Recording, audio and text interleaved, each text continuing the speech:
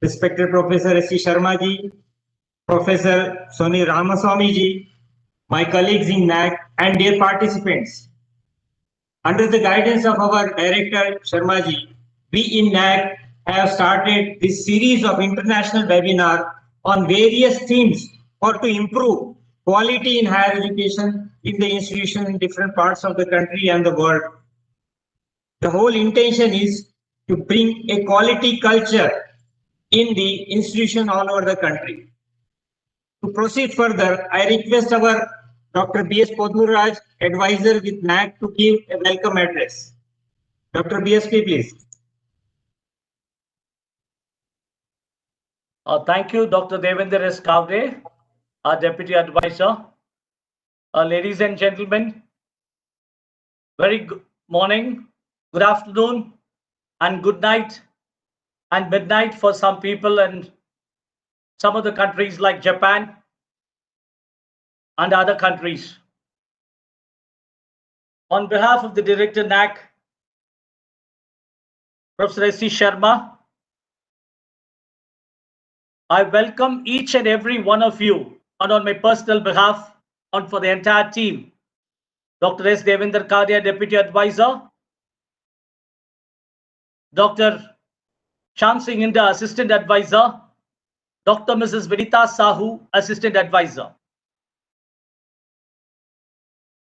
Ladies and gentlemen, you may be aware of that, or it may be a kind of an information that 16 September 1994, through the National Policy of Education and subsequent program of action, the National Assessment Accreditation Council, NAAC, was established, and we are headquartered at Bangalore, an autonomous body under the Government of India, Ministry of Education, UGC.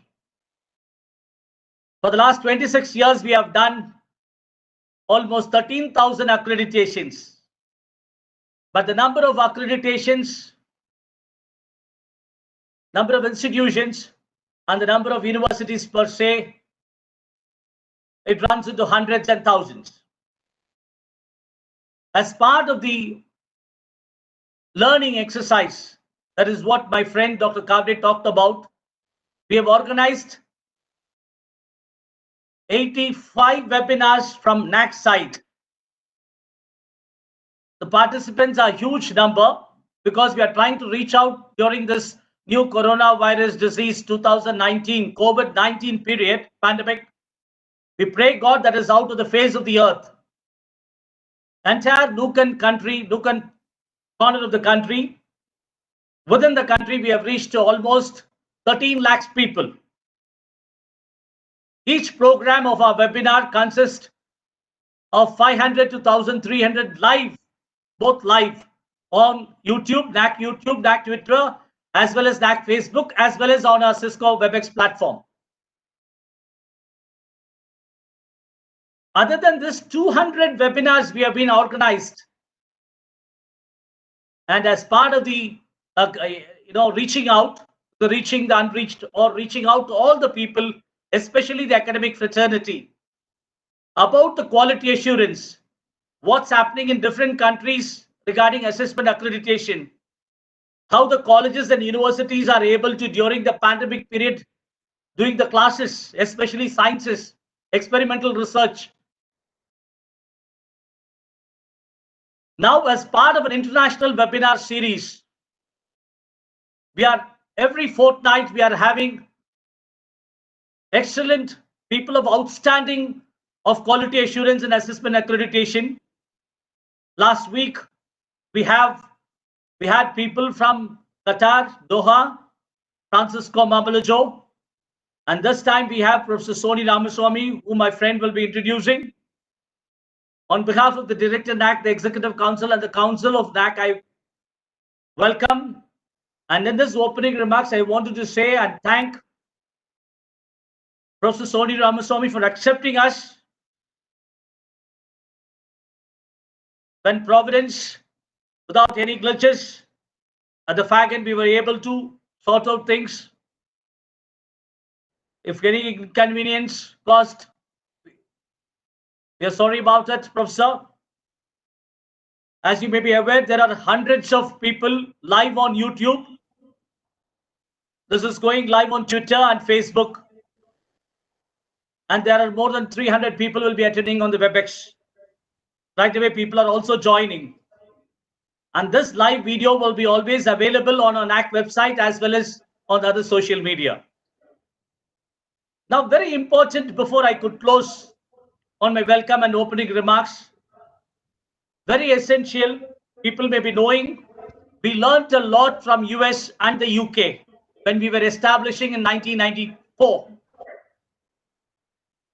Lot of discussions went.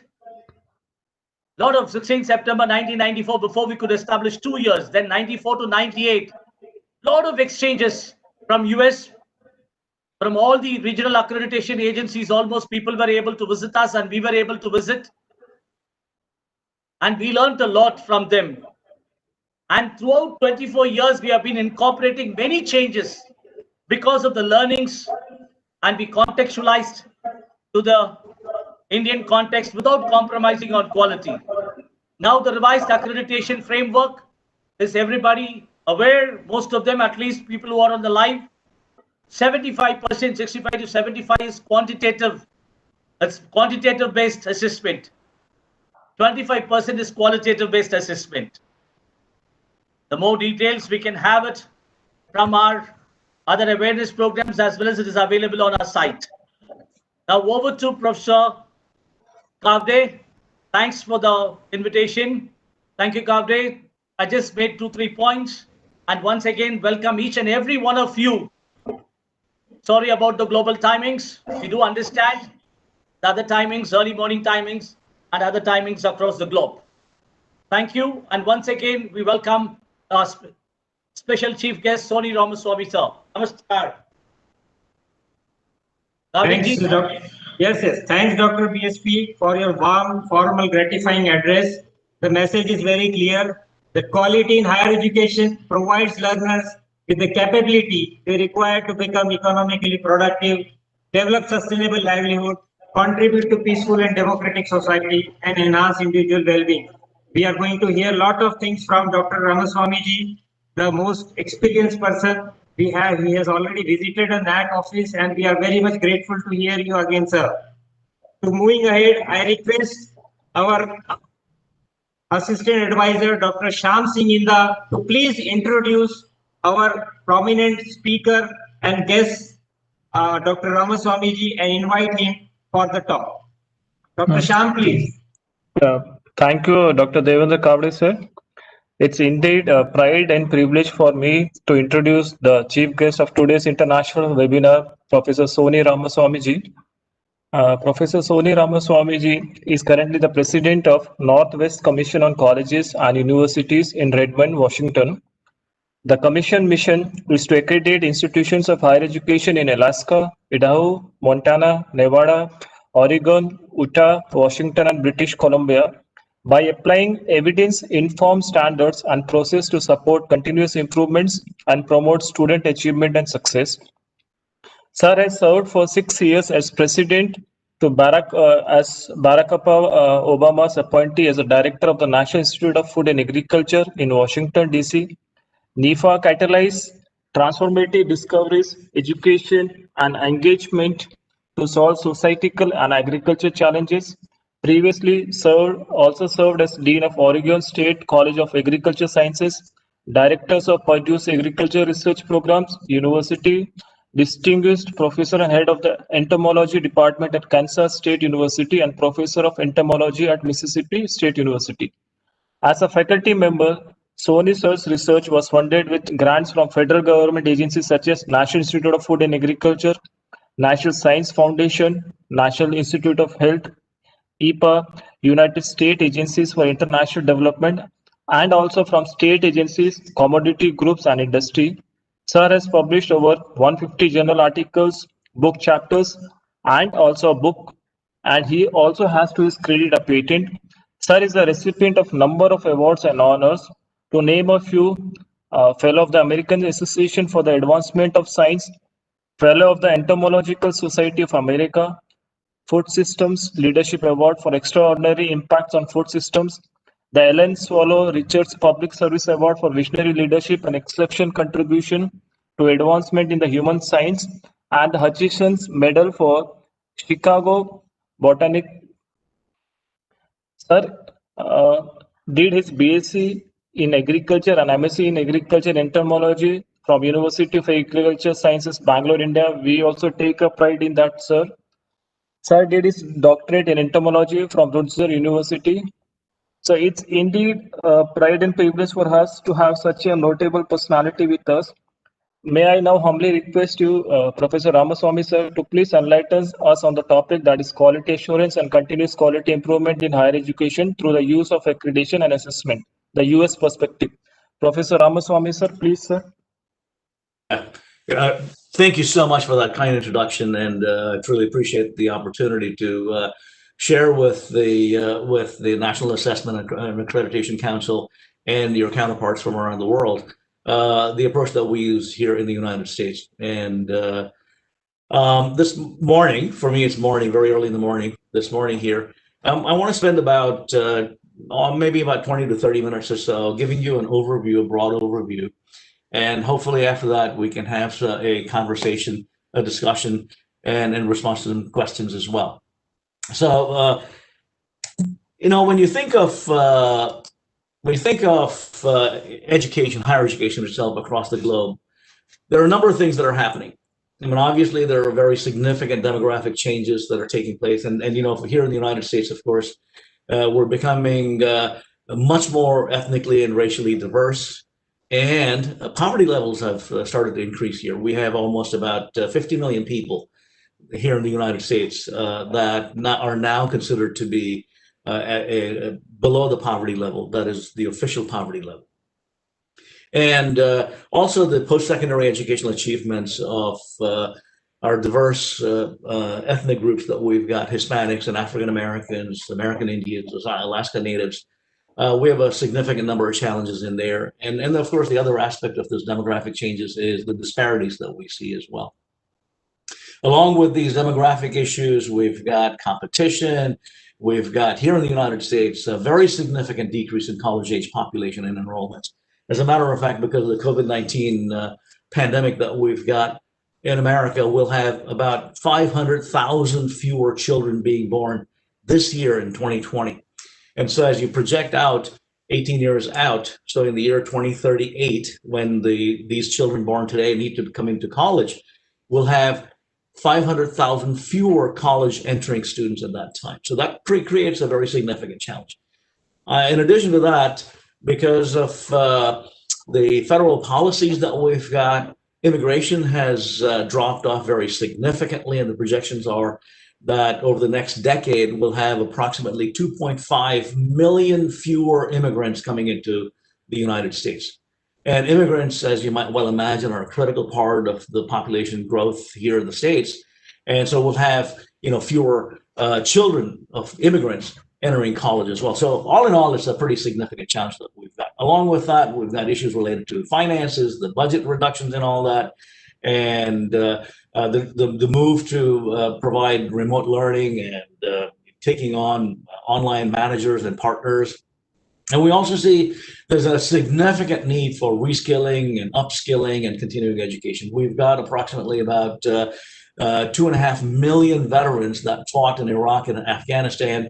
And there are potential opportunity for our colleges and universities to be able to recruit those individuals to be able to get back into college as well. Along with that, we have about 36 million people in the workforce that need to have their skills upskilled and or reskilled as well. Again, these are opportunities for our universities and colleges. And certainly there's a very significant level of competition from the corporate sector. For example, Google and Amazon Web Services are offering their own educational programs. And so students that want to go to college need not necessarily have to go to a traditional college. They can just go to Google or Amazon Web Services or other corporate entities that could offer them the education that they need so that they can get into the workforce directly as well. And across the globe, of course, you know, the economy is changing very significantly. We have what we refer to here in the States as gig economy. That is, people that are out in the workforce are doing small jobs over small periods of time, and then they change jobs and things like that as well. And certainly the impact of artificial intelligence and augmented reality and virtual reality and informatics and things like that are also having a significant impact. And here in the States, of course, and also in Western Europe and other places, and including in India, for example, there's a very significant level of what I refer to as hyperpartisanship, and the deployment of fake news. And these are all things that colleges and universities have to take into account as they educate the future of our global populations as well. And one other thing that we're seeing globally, and certainly it's another export from the United States, is the denial of science and the anti-intellectual, anti-science environment that we've created as well. And that also has a very significant impact on higher education, because the idea is to help people that come to our colleges and universities to develop the skills and knowledge to be able to become contributing members of society. They need to be able to, they need to learn also to be able to question authority, question the assumptions and such. But because of this effort to deny knowledge, deny science, these are having a very significant impact. We see that here in the United States, and I read about it in Europe and Australia and other places as well. And this has become a global phenomenon, and this is something that the folks involved in higher education need to absolutely be cognizant of and ensure that it is going to be mitigated as well.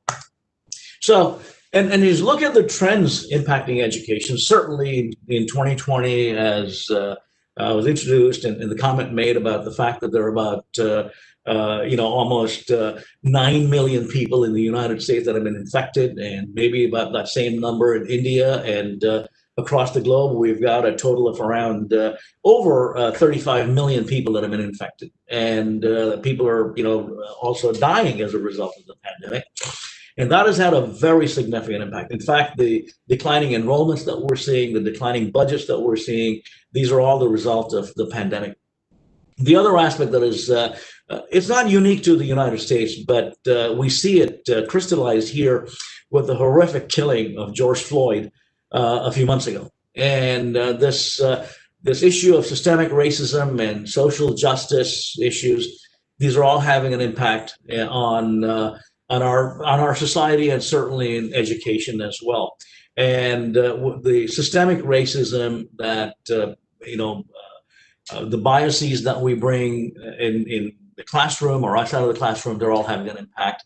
And so all these need to be taken into account. I mean, certainly education has a very significant role to play to mitigate the impacts of racism and social justice issues as well, or social injustice issues that we've got.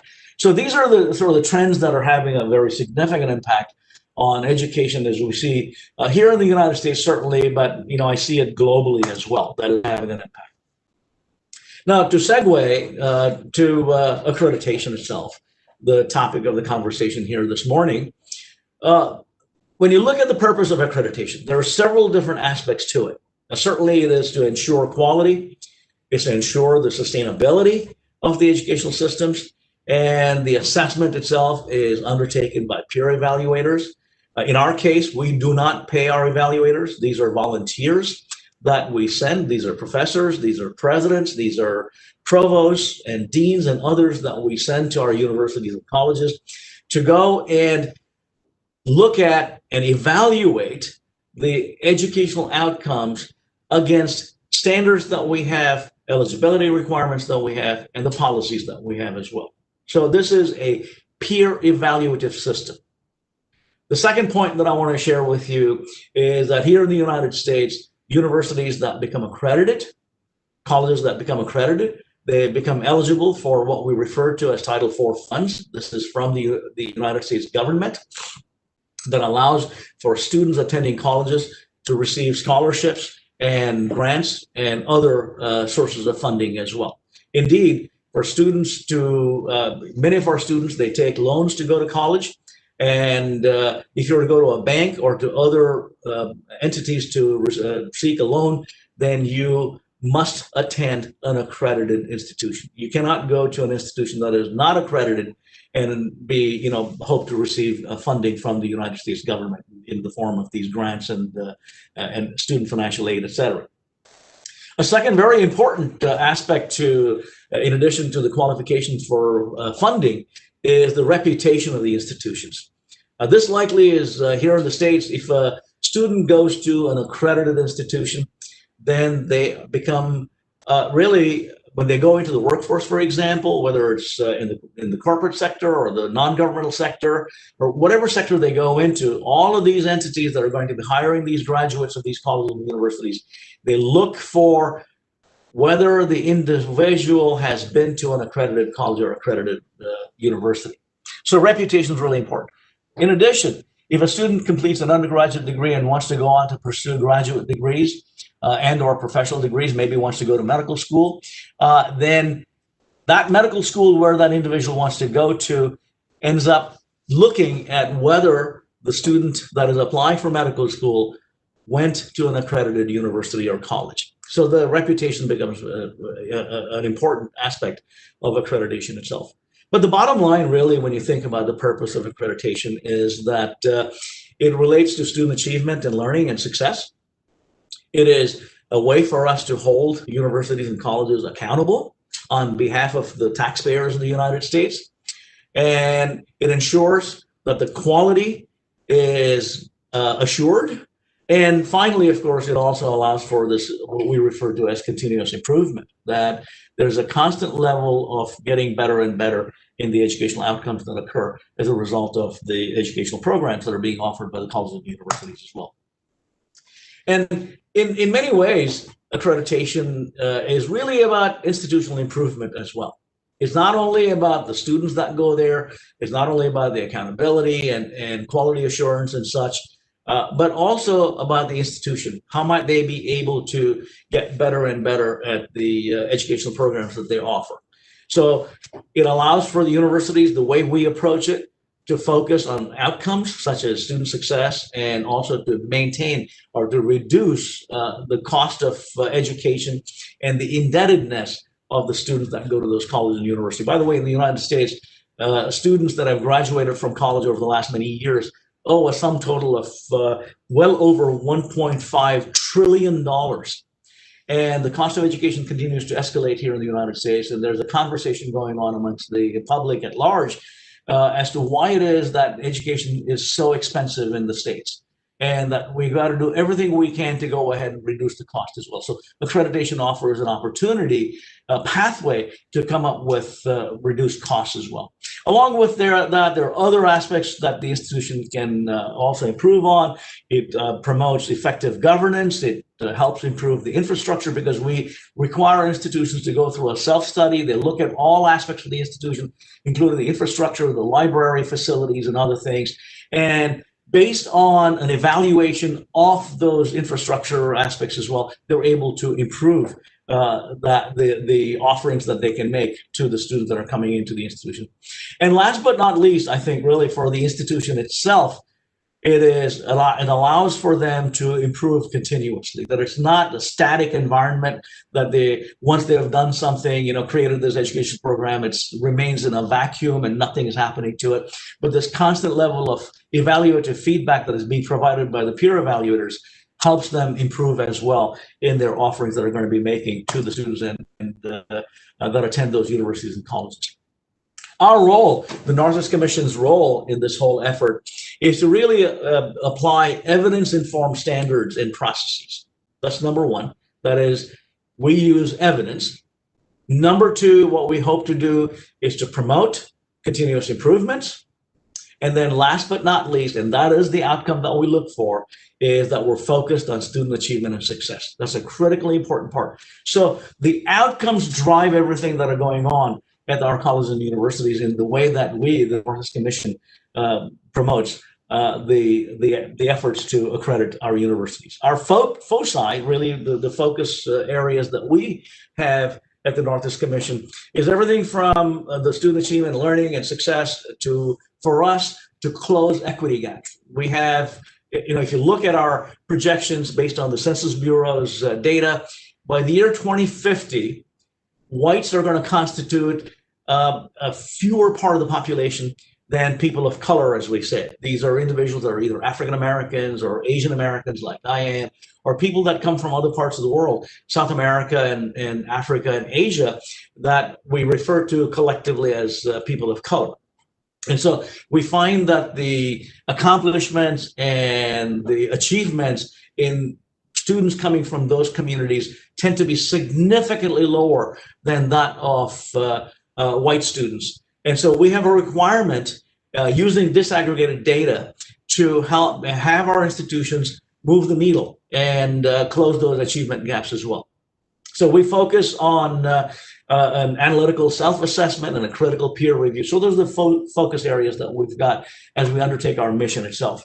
The vision that we've articulated for the Northwest Commission is to promote success, student success, and close equity gaps. These are two aspects of our persona that's very critically important for us.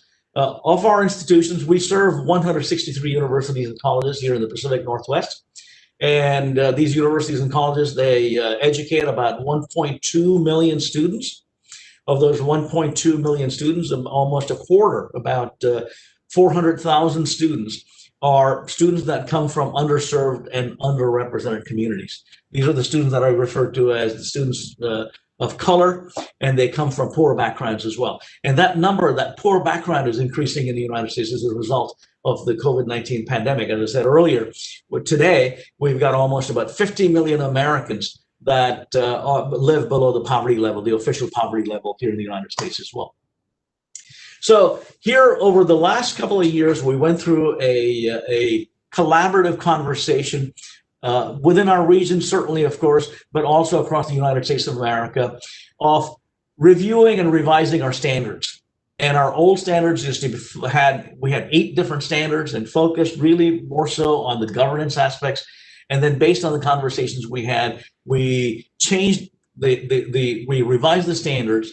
And we believe that the standards are what we refer to as aspirational. That is, it's not some threshold that you reach, and once you reach that threshold, it's done. No, the idea is to continuously keep getting better and better and better. So your aspirational goals are always going to keep moving. And so you want to aspire to getting to a better state as well as a college or a university. So we have 2 standards, only 2 standards that we measure our institutions against. The first standard is referred to as institutional effectiveness, and that focuses on the students and the institution's mission and effectiveness. And typically we do what we refer to as a year 3 mid-cycle review, where we look at disaggregated data. We want to know what is happening with the students from all of the different backgrounds that they come from. And our focus is one of equity, as I've said multiple times already. The second standard is standard 2, which is focused on governance, resources, and capacity. And these are issues related to financial resources, human resources, library and information resources, and other aspects of the overall capacity and governance of the institution itself. This standard 2, we typically focus on in year 6, which we refer to as the policies, regulations, and financial review, PRFR, policies, regulations, and financial review, year 6 PERFR review, as we call that. So there are 2 aspects to this. The first standard we evaluate in year 3, and the second aspect we evaluate in year 6. Now, all of these colleges and universities must submit annual reports. Every year they submit reports along with data, and we look at those data and the information that's been submitted, and we work in this aligned with the idea of continuous improvement. We work with our institutions continuously throughout the year and throughout the years, but we bring in external teams to look at in the mid-cycle, and in year 6, we bring in these external teams to look at these aspects of the aspirational standards that we've got. And then in year 7 is when we look at both of these standards, all aspects of these aspirational goals, which we refer to as evaluation of institutional effectiveness, EIE. And that happens in the 7th year of the cycle. So we have a 7-year cycle. There's an annual report, then there's a mid-cycle review in year 3, a PERFA review in year 6, and an evaluation of institutional effectiveness in year 7 that takes place. And again, this is when we bring in these external peer evaluators to come in.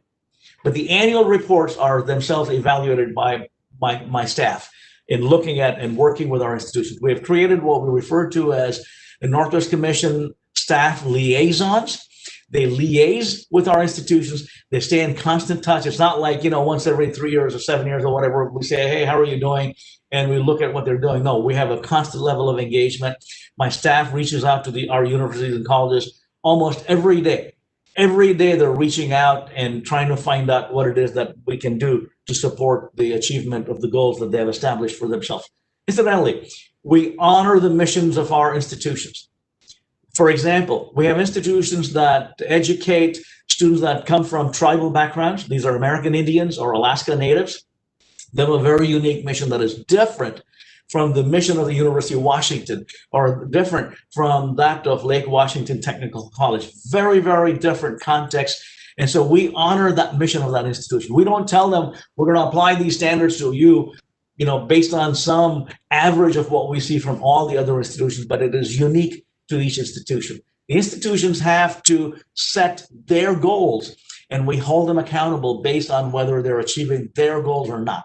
That's the key part of it. That's the approach that we end up using with our institutions. We also have, by the way, what we refer to as faith-based institutions. That is, they're religious institutions. For example, Gonzaga University is a Catholic university. We have Western Seminary College University that is a Baptist university. We have Brigham Young University. Its religious affiliation is with the Mormon Church. So again, we have to honor the unique mission these faith-based institutions have as well. And it's not like we're going to impose on them something that is alien to their own persona and to their own mission as well. So we have to work within the context of the lived reality of those institutions. So these standards that we've developed, they're not done in a vacuum. There are requirements that the United States Department of Education has set in place that focuses on everything from students and the faculty to facilities to program metrics and Title IV funding, i.e. the grants and the student aid financial aid that is provided as well. So we have taken those and translated them into the 2 standards, as I shared with you previously. The first standard, Standard 1, is institutional effectiveness, that is the quality. And then Standard 2, which is the capacity, resources, and governance, which is compliance. Incidentally, the first standard, institutional effectiveness, is done on site. Our evaluators go to the campus and evaluate what's going on there. Whereas Standard 2 is done off-site. It is done actually here in my office. I'm in my office this morning in my office building. We convene these external evaluators to come in. They have a background in finance. They have a background in policies. They have a background in libraries and so on. We bring them here and it becomes a desk review. But remind you that the Year 7 comprehensive review is when all of these various evaluators end up going to the campus and to evaluate as well. So in the mid-cycle review and in the PERFA review, the Year 6 review, there may be some red flags, some concerns that are being expressed, and those concerns will be looked at along with the comprehensive evaluation that takes place in Year 7 itself. The key part about this Standard 1, which is institutional effectiveness, this is very unique to the Northwest Commission, is we focus on what we refer to as core competencies. That is, every student, it does not matter what their major is. The student may be majoring in engineering, the student may be majoring in business or in literature or in whatever topic they want, botany or arts or history or economics or whatever they want to do.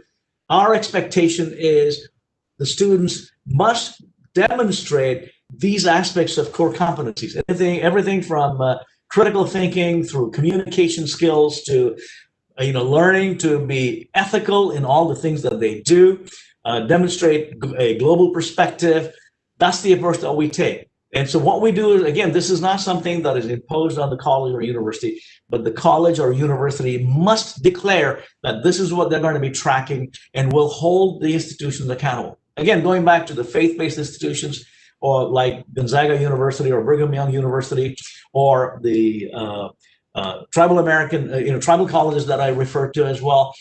It doesn't matter what these institutions are. They must all go ahead and take any one, or any of these core competencies and then track the data on those, and we'll be helping that, essentially our evaluators look at whether the institution is accomplishing whatever they had set out to do as well.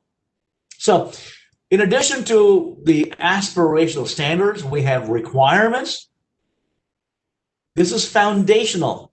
That is, there is no ifs or buts about these requirements. An institution either has it or does not have it. If it does not have it, they may lose their accreditation. If they go in and eliminate some of these things, they may lose their accreditation as well. So our evaluators go in and look at these, aspects related to the focus and independence, the institutional effectiveness, and non-discrimination, and integrity, and governance and leadership, et cetera. These are the areas that are foundational. There is absolutely no questions about this. Whereas the standards are aspirational. So this is either have it or not. If you're here above the threshold, yes, you're okay. Your accreditation is okay. But if you've eliminated it, or if you lost it, or you don't have it, then you may not be accredited, or you may even go ahead and lose your accreditation as well.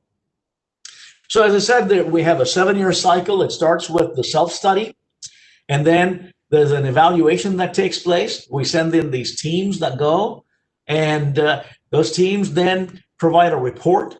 Our board of commissioners will go ahead and vote on this. The commissioners also, by the way, are a bunch of volunteers. These are presidents of universities and provosts and deans and faculty and others. We also have 3 public members, by the way. They do not belong to any college or university. So this group of 21 people is the one that actually votes. The staff has no responsibility nor a requirement to vote or make the decision. The decision is not the staff. The decision is that of the Board of Commissioners, which is based on the information that is provided by these volunteer evaluators that go for on-site visits.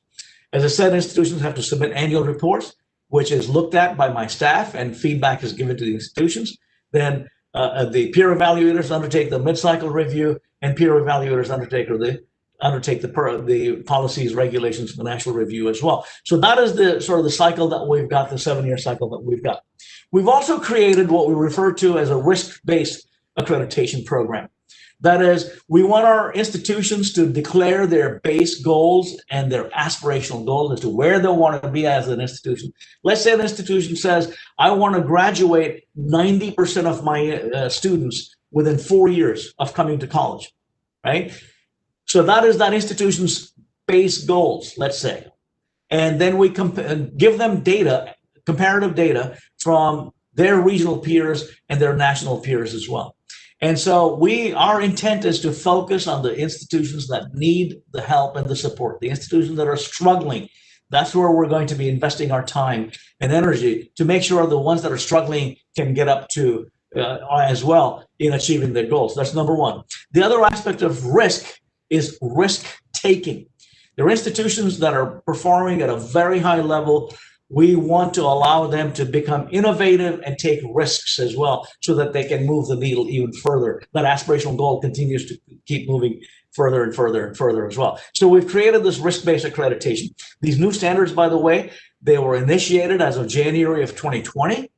And from now on, the 7-year cycle has started, and we'll be applying all of these standards and requirements and policies to our institutions based on it. So one of the critical aspects of accreditation from our perspective is focusing on students. As I've said multiple times, we're focused on student success and closing equity gaps. Those are the 2 key areas that we focus on. And to be able to do that, we need to disaggregate the data. That is, we don't want averages. We need to know how many white students have you started educated? How many of those have graduated in a reasonable amount of time, 4 years or 6 years?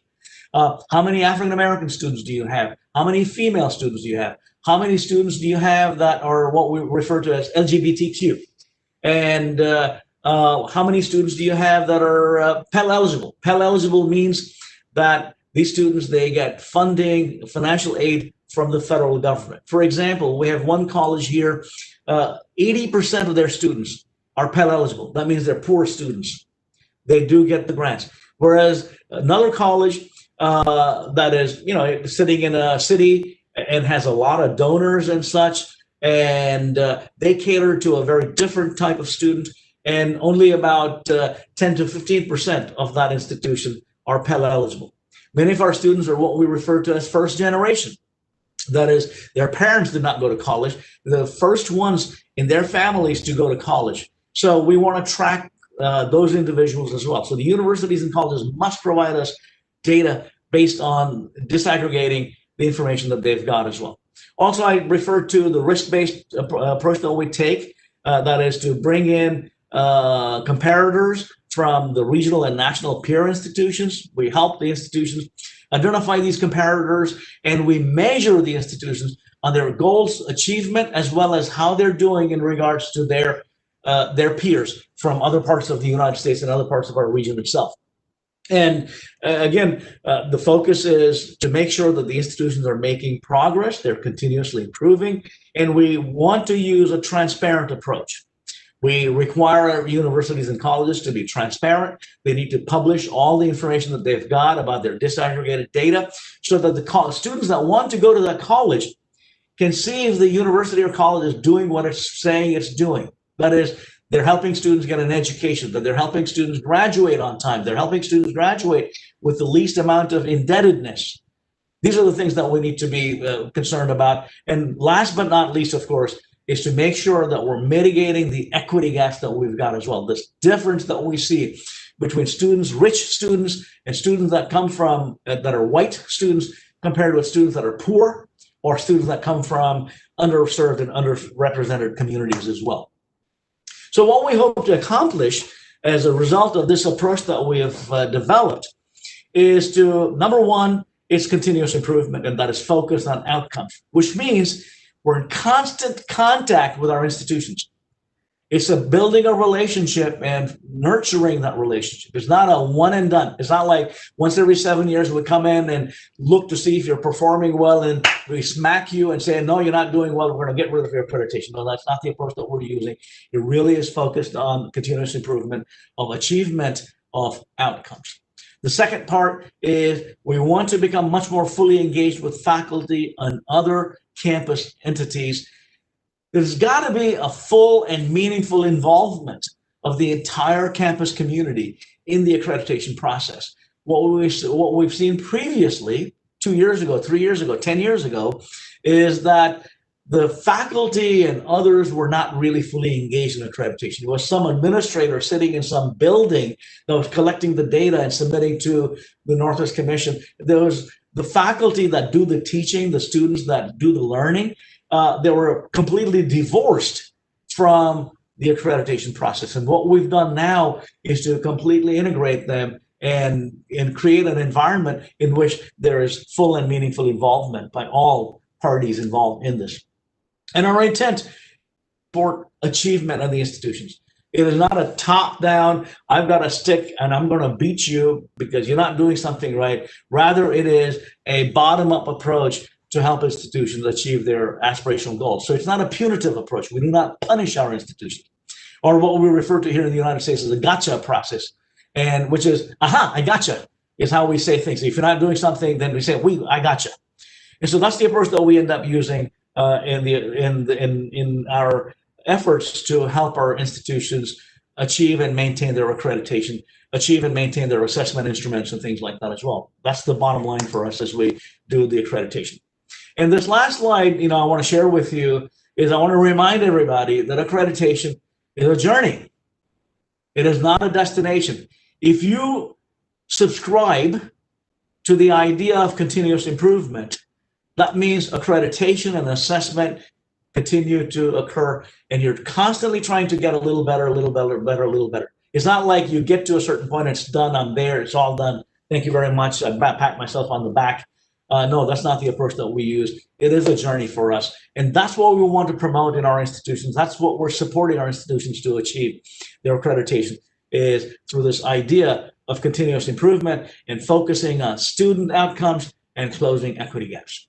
Thank you very much. Dr. Kavde, Thanks, thank you, Soniji. sir. Yeah. Okay. Thanks, Soniji. It was a very nice ending. The quote which is being, it was mentioned in the last slide, that is accreditation is a journey, not a destination. Really commendable. And one of the very important thing which we like, I think so, the participant will definitely comment on that. That is the Northwest Commission. You have a very good vision of promoting student success and close equity gap. That is also a commendable thing.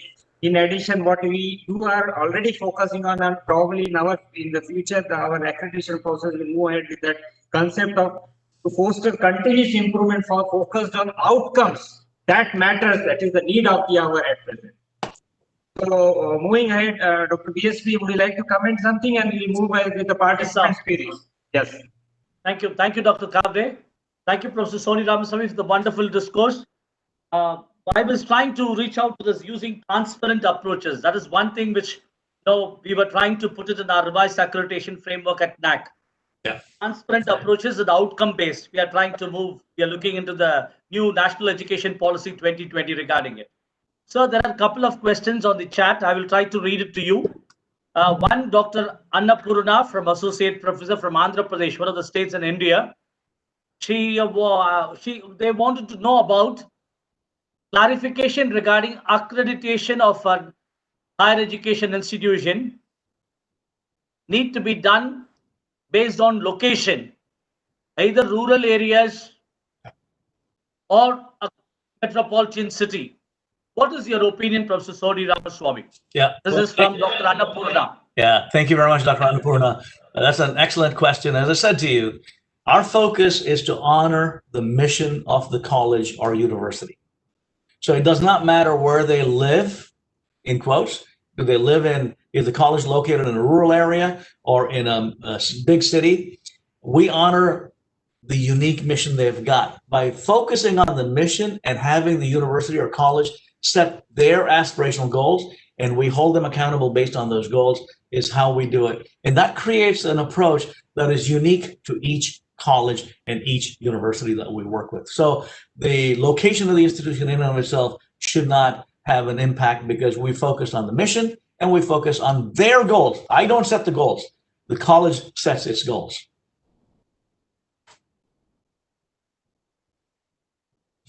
Dr. Samuel, if you have any people who are raising logical hands or from the, see, you can unmute them, their video and audio. Because all the rest are compliments, only compliments, except this question. Somebody is raising, Dr. Samuel. Dr. Samuel. Somebody has, may I, okay. I see a couple of questions here. May I read them? Yeah, please take it up. It's been sent to me privately.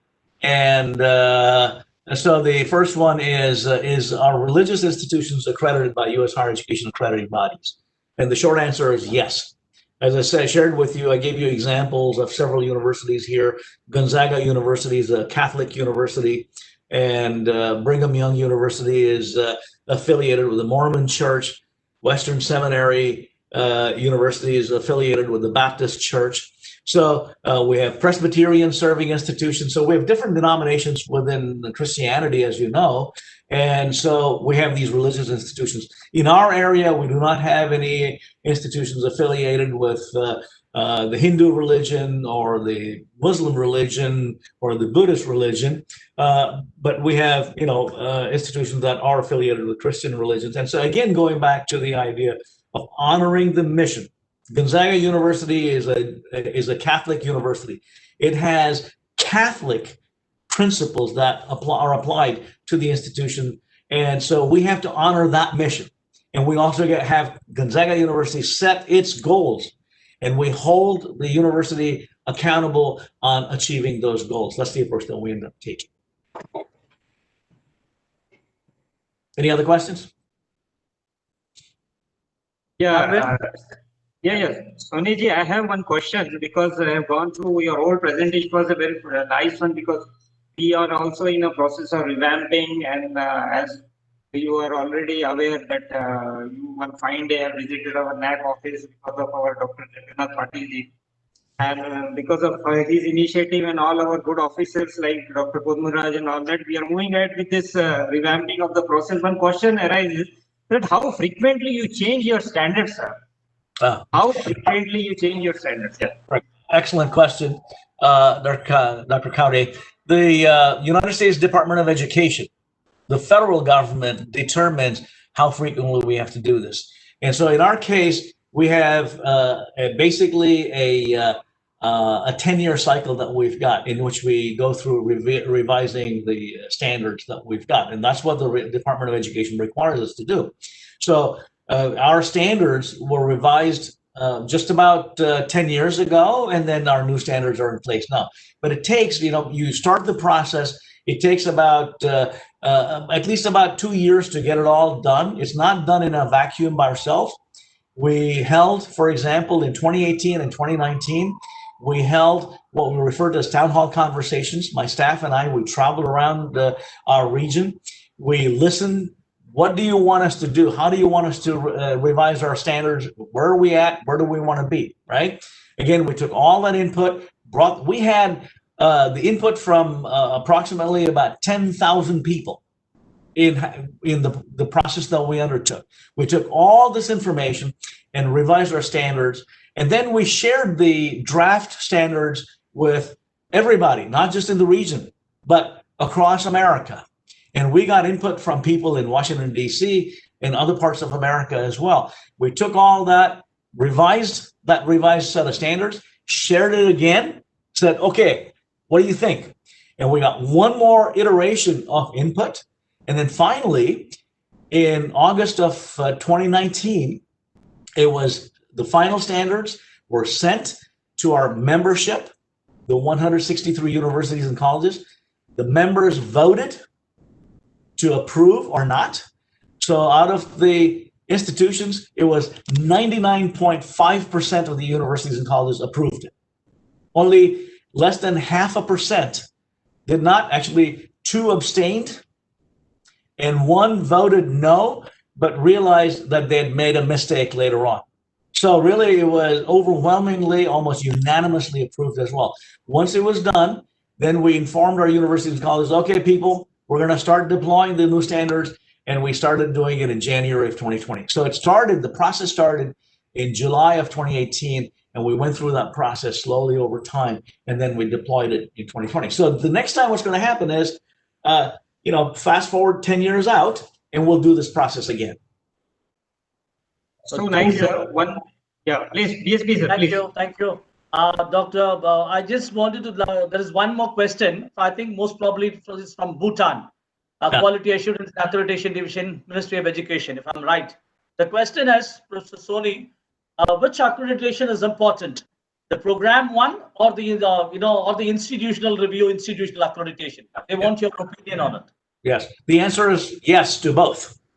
That is, programmatic accreditation focuses on programs. For example, here in the United States, engineering colleges are accredited by ABET. Business schools are accredited by their own accreditors. Medical schools have their own accreditation, et cetera, et cetera. Education schools, colleges have their own accreditation within the university. They have their own accreditation systems. Psychologists, they accredit themselves. Veterinary schools, they do their own thing. So that is an important part of the peer evaluation by the programmatic accreditors. That information is also rolled up to us. We're at the institutional level, overall institution. So, for example, the University of Washington educates 50,000 students, okay, as a university. We accredit University of Washington. Within it, you got a medical school, you got engineering school, you got business school, you got education school, and yada, yada, yada, a whole bunch of schools. Each one of them is accredited by the programmatic accreditor. And that we require that University of Washington provides that information to us. When our evaluators go out there, they need to have all of that information, because if, I'll give you an example. A university recently, their College of Education lost its accreditation from the education accrediting, programmatic accrediting body. And so our accreditors went there, said, why? And that got incorporated into our ultimate evaluative process as well. So both parts are critically important, and that's the approach that we end up taking. Yeah. And the rest of the question is from Jyoti or Mohanty. If I'm right, they were trying to compare NAAC and NBA in India and the American accreditation of the AACSB. And they were just trying to see which one is the value addition and outcome based.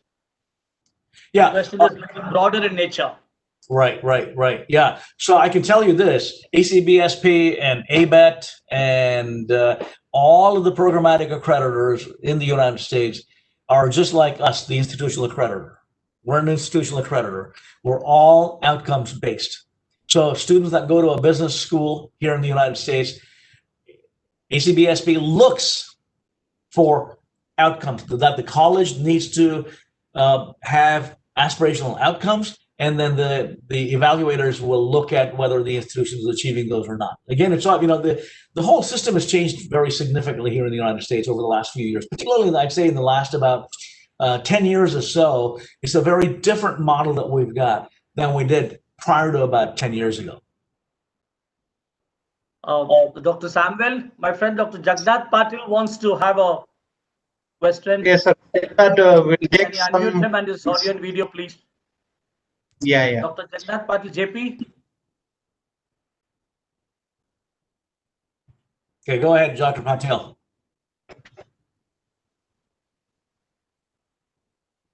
Dr. Patil, please go ahead, unmute yourself.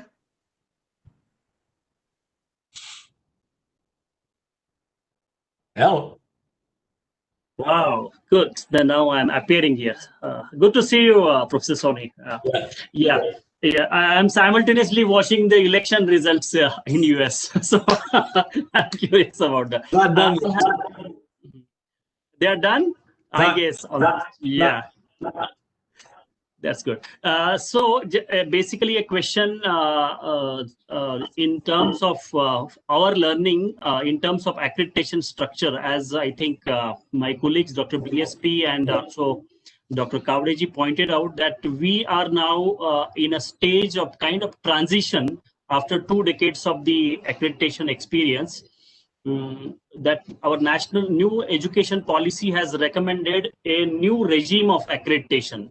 And we will be seeing different roles being played by NAAC, and perhaps the new agencies will come up. And as I understand, the model that was in mind when NEP has recommended it is similar to the US model. They want multiple accreditation agencies to come in picture, and a central kind of recognition body that perhaps NAAC may take up that role in future, the way CHIA recognizes or USC recognizes accreditation bodies in USA. So I just want to get more clarification on how the regional accreditation organization like you are organized. I understand basically it is a membership-based organization.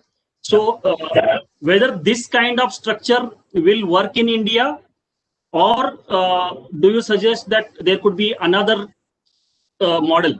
Yeah. Well, first, okay. But thanks for the question. Go ahead, mute yourself. Okay, thank you. So thanks for that question. And first of all, it would be presumptuous of me to tell you how to do things in India. I don't live there, and so it needs to be something that you develop what is appropriate for you. And I'd say the best thing to do is to look at all the different models and then figure out how best to adapt it to your local conditions and things like that. Here in the United States, CHIA is not really the most important entity that recognizes us. The most important entity that recognizes us as institutional accreditors is the United States Department of Education.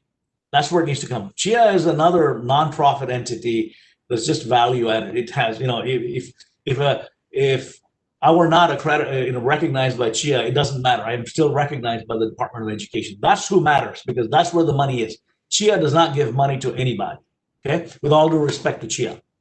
All right, but Department of Education uses what is referred to as NAACI, the National Advisory Council on Institutional Quality and Integrity, NAACIQI. Okay, if you Google NAACIQI, you'll be able to pick it up.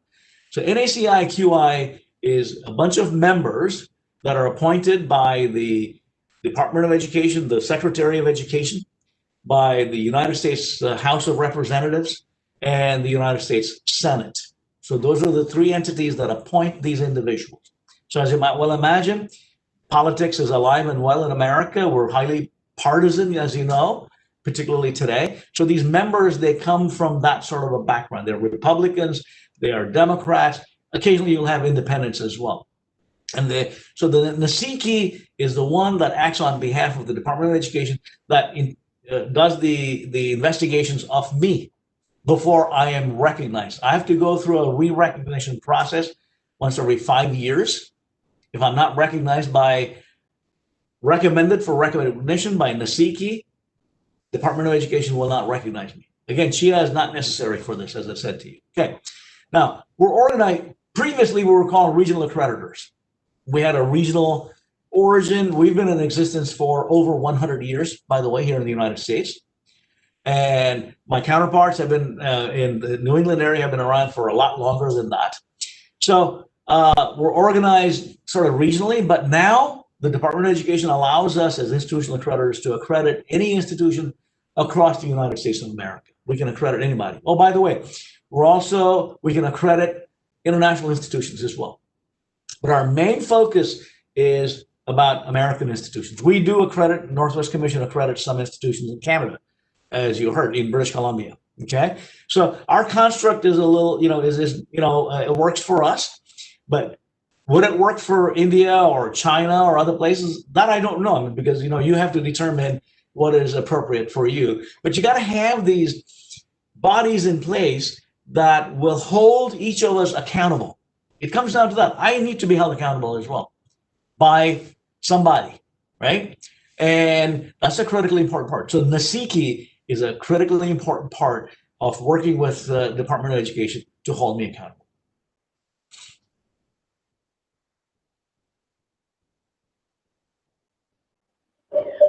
Thank you, Professor Soni. Thank you, Dr. Ramaswamy, for that.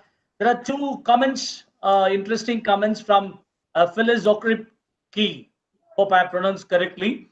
Interestingly, the US Department of Education has removed the designation of regional accreditor. All the recognized institutional accreditors should be considered equally by the Department of Education. And same person has put one more comment. IACBE accredits business programs.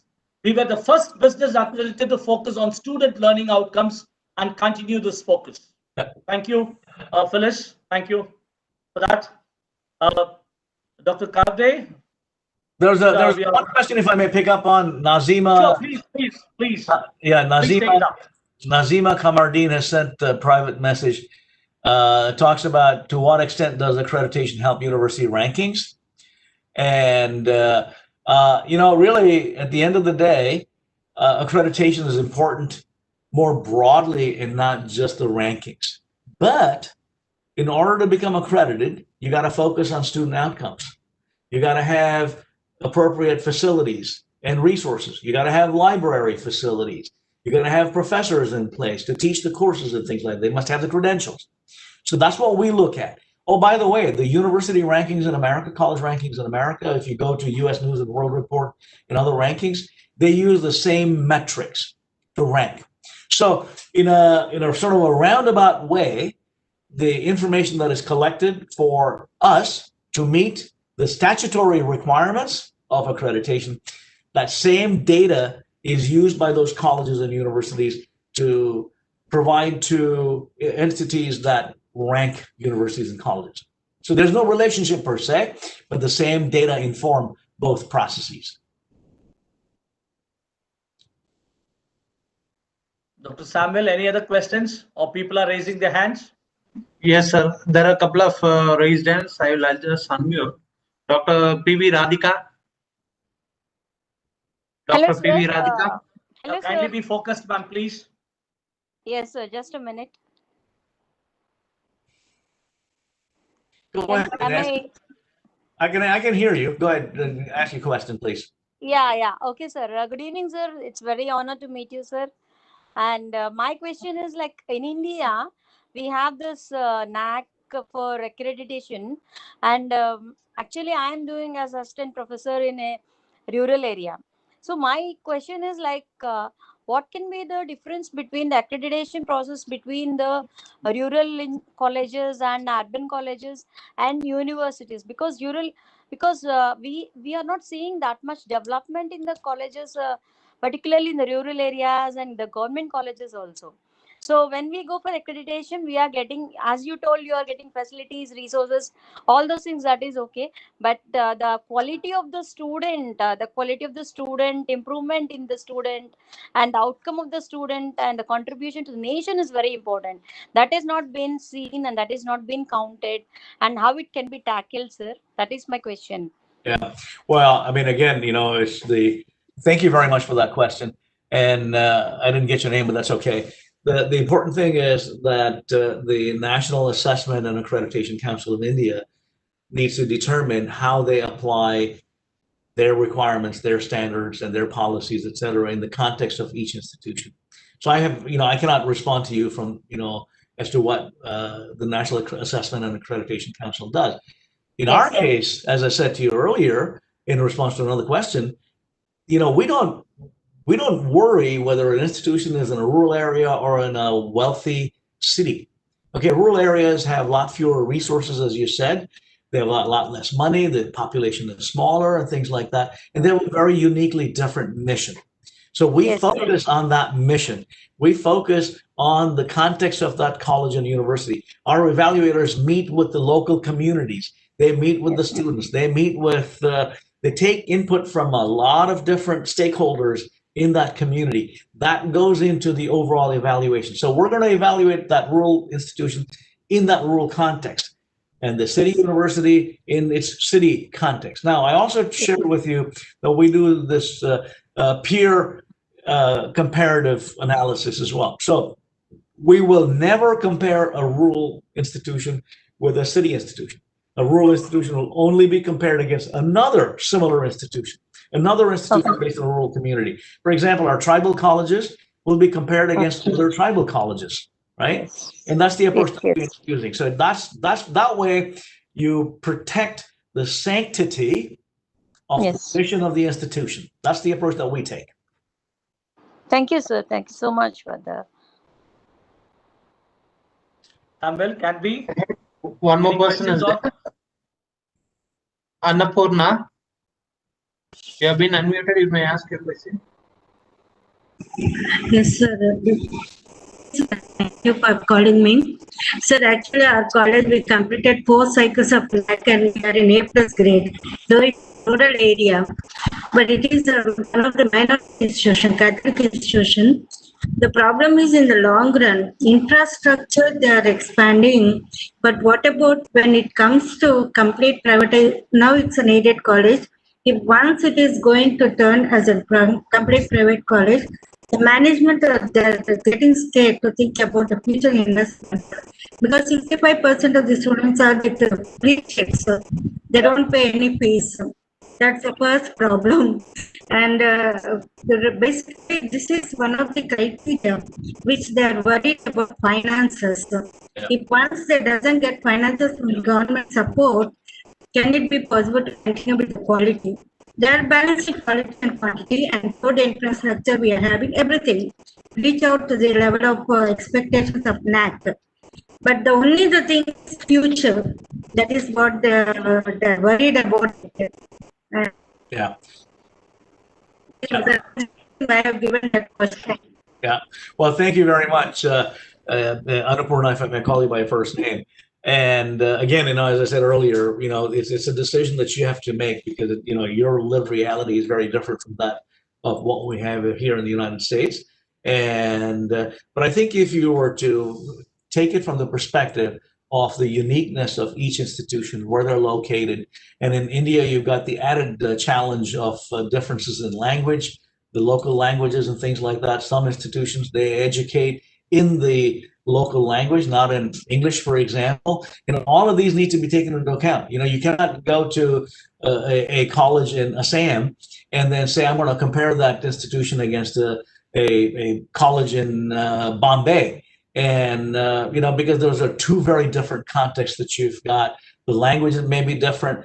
The amount of the income level of the students and the communities in which the colleges are located is going to be very different. All of this comes to have an impact as well. And also you got private institutions in India that you're accrediting as well. And you cannot compare a private institution against an institution in a small town in Madhya Pradesh that does not have the kind of resources that private institution, because they're taking students in that pay I don't know what you call that in India, donations or whatever it's called, and different context. So really, it needs to be driven by the local context. That's the approach that we take, and we find that to be the best approach to take, at least in our context.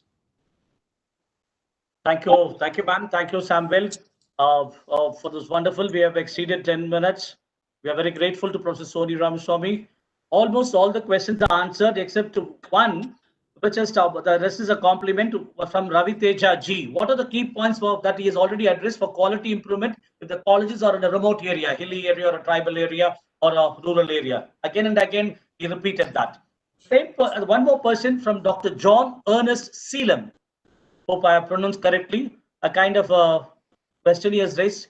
When you do religious, you talked about globally other universities, is focus on secularism and religious universities when you do. The kind of Professor Soni, can you take it? Or? Yeah, sure. I saw that question as well. That's a fantastic question. Again, we don't go in, our evaluators do not go in with the idea that we want to impose our particular beliefs on that institution. So just remind everybody that we focus on the mission of the institution. We honor, we say that, if you go to my website, nwccu.org, and look at the standards, we start with the idea that we honor the mission of the institution. If it's a faith-based institution, we will not go in and say, hey, faith-based institution, Gonzaga University, you should do something like the University of Washington, which is, in quotes, a secular institution. We do not do that in our context. We will not do that. And in fact, if we were to do that, then Gonzaga University can go and complain to the Department of Education against me, against the Northwest Commission. And the Department of Education will haul me up, have me go to Washington, D.C., and meet with them and respond to questions as to why it is that we're imposing secularism on a religious institution, and give us why you're doing that. And then if I'm not able to provide the appropriate evidence and information to them that would satisfy them that we're doing it because, they could go ahead and tell me that I will not be recognized any longer. I mean, it doesn't happen based on one case, but they tell me, okay, here's a warning, just like we warn our universities, okay? We warn them. We put them on probation. We say show cause. Those are the 3 steps that we've got. Very similarly, the Department of Education will warn us, and if we still do it, then they'll put us on probation. And if we still do it, then they say show cause. Show me why I should not shut you down as an accreditor. Okay, that's the approach that we end up using. Okay? All right. Yeah, I think, thank you very much. Thank you. Before I could hand over to the conductor, Dr. Kavde, some of the people from the international participants are asking your email ID. I think if I could answer on behalf of Professor Soni, it is available in the Northwest Commission. You can just go to the website, the CV and his mail, his mobile numbers, all are available. Still, if you permit, we can push it to them. The international participants are asking for your email ID. Yes, absolutely. It's Sonny. My first name, Sonny, S-O-N-N-Y. It's Sonny, by the way, at nwccu.org. And the National Assessment and Accreditation Council people can push that information out to you. There's also a question about availability of my presentation. I could send it to you, to the NAAC folks, and they can share it with the rest of the community. Or if you want to, send me an email and I'll email it to you, okay? Okay, thank you. All right. Professor Kavde, kindly can you invite Vinita Sahu, please? Yeah, thanks, Soniji.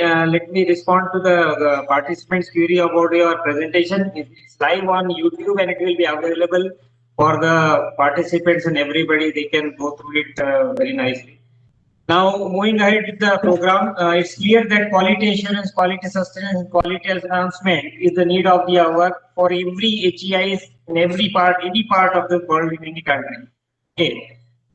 So it's already time is there, and I think so, Soniji, the sun is bright and your room is having a good sunshine there. It looks nice. So, Artificial light. okay, so that excellent, sir, excellent. It's raining out here. Okay. Okay, so many thanks. So moving towards the formal vote of thanks, I request Dr. Vinita Sahu, our assistant advisor. So please proceed with the formal vote of thanks. Vinita Sahu, please. Thank you, sir. Greetings for the day to everybody, because we all are from different regions worldwide. First of all, we are near the conclusion of the program, and it was really enticing to hear you, sir, because you have told so many things about the higher education from the context of US and other things also. So we are very thankful to you. So to begin my formal vote of thanks, first of all, I would like to thank our Honorable Director, sir, Professor S.C. Sharma ji, sir, for his guidance and continued support in organizing this program.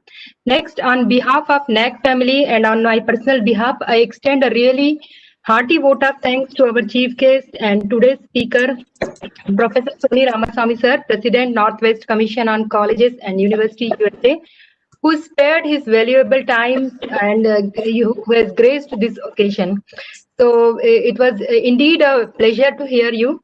And we had this opportunity to listen your thoughts and the way ahead in the quality in higher education, sir. So a lot of thanks to you, because you have really enlightened our minds and you have shown us a way ahead towards the quality in higher education. Thank you, sir.